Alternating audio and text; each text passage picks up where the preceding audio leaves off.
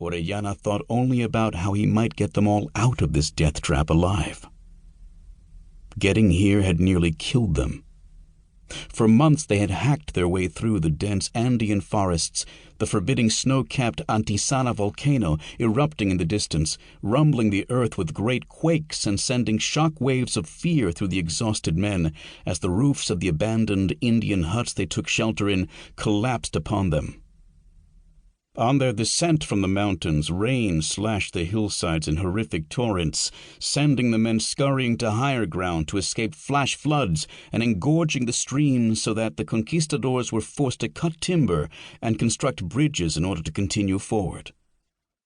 The Spaniards suffered attacks by small bands of Indians at the headwaters of the upper Coca and Napo rivers, and all of their native slaves, porters, and guides either died on the freezing mountain passes or fled during the long nights. The conquistadors had eaten nearly all of the 200 horses they had brought with them, abandoning others in the dense and roadless forests, which proved impassable for the large animals. Eaten, too, were all of the savage mastiffs and wolfhounds trained to terrorize native populations or to take part in battle. Francisco Orellana, his despondent captain Gonzalo Pizarro, and their few hundred mercenary soldiers were lost in an unknown wilderness, slowly starving to death with scant hope for survival. Progress along the river's dank and decaying shoreline was disastrous. Forlorn, they came to understand that somehow the river must be their only hope for salvation. So they built a boat, salvaging iron from the shoes of slain horses to fabricate nails, caulking the craft with cotton ripped from their own garments and blankets, constructing cordage from tree vines. Pizarro, glowering and brooding and violent, tortured some captured Indians for information, learning, between their screams, that perhaps 2 days' travel downriver was a prosperous village boasting large manioc plantations, enough to keep the men alive, at least for a time. Francisco Orellana watched the slow and languid movement of the murky river. The waterway appeared hostile and forbidding and alien to him, but he knew what he must do. In this open boat, dubbed the San Pedro, he would navigate downstream in search of food. Orellana, his lips cracked and bleeding, his face blistered from the unremitting equatorial furnace, took Captain Pizarro aside and presented him with his idea.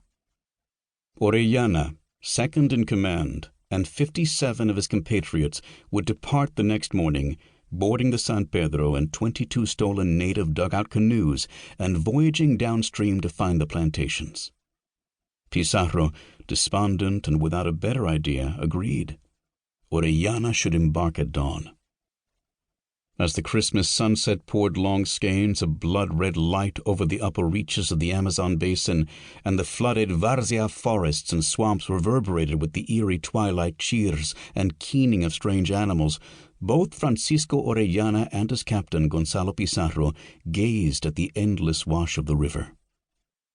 Neither man found it necessary to voice what they both knew, that their only hope of survival lay with Orellana and the fragile wooden craft that would carry him and his small band down the unknown reaches of the twisting, massive waterway.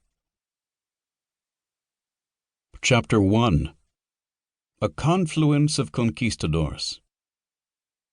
The vast and rugged lands of Extremadura, Francisco Orellana's homeland in the Kingdom of Castile, produced hard and unyielding men who learned the arts of warfare as boys, and who by their early teens could ride their Iberian mounts with panache and wield their Toledo swords with deadly efficiency. Theirs was a temperament forged by 800 years of conflict with the invading Moors. To this day, Extremadura is the least populated province in all of Spain, a haunting and landlocked place where seemingly endless tracts of rocky pasture land and burned-out bunch grass are punctuated by scrubby stands of deep green encina oak. On elevated promontories, the only respite from the terminal vistas, perch the ruins of castles and ramparts and their crumbling keeps, and the granite